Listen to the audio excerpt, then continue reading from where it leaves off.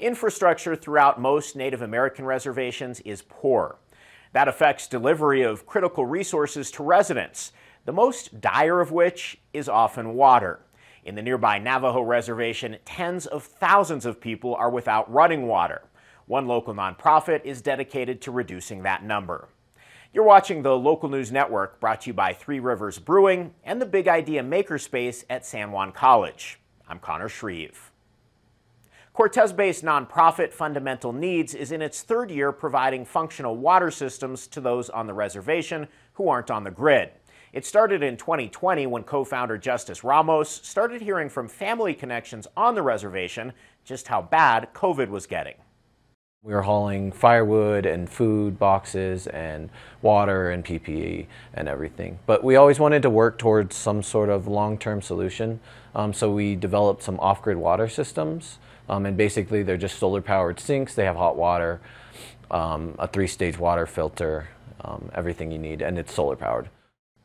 The organization provides recipients with a 550-gallon tank and works on water deliveries with the Water Warriors. That's an offshoot of another local nonprofit, Collective Medicine. Ramos discovered pretty quickly providing clean water was how the group could have the biggest impact. We didn't want to go in like a lot of nonprofits do and be like, here's the solution. We wanted to go in, ask the questions. And the two main issues on the Navajo Reservation is water and electricity. There's about more than a third of the population out on the Navajo Reservation don't have running water. And then it's like 15,000 homes out there don't have electricity.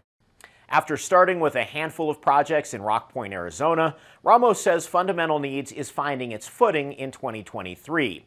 It's planning a project in Cortez and expanding into the Farmington and Shiprock areas with over 50 individual water systems in the works. Alice Benally was the first person in New Mexico to get one of those systems.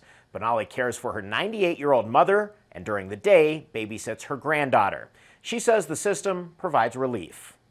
I really like the sink, and it's really good because there's hot water, and then I still have my mom and I get to clean her with the water and everything. Like, I don't have to heat up the water, I don't have to bring in the water no more. On the Navajo Reservation, access to running water can depend on getting a home site lease, an often complex, bureaucratic, and expensive process. That's why more than a third of people on our nation's largest reservation are left without access to drinking water. For many, like Benally, getting drinking water required trips to nearby Kirtland, where she could fill her 3-gallon containers and haul them home. The comparative simplicity of her new system might be why she's getting feedback from members of her community interested in getting their own. So there's like 3 or 4 clients that came to look at the tank. I explained that they furnished the tank, the propane, the sink, everything. And then the solar up there. Fundamental Needs left Benally with a tomato plant and a small garden space, which she sustains with gray water from the system. It also trains and hires local high school students to build and install the systems. That maybe exemplifies the organization's individual approach to community building. While many of the water conversations and potential solutions for Indian country are stalled in legislative or legal chambers, Fundamental Needs is committed to chipping away at the issue from the ground up. Learn more about this story and others at farmingtonlocal.news. Thanks for watching this edition of the Local News Network. I'm Connor Shreve.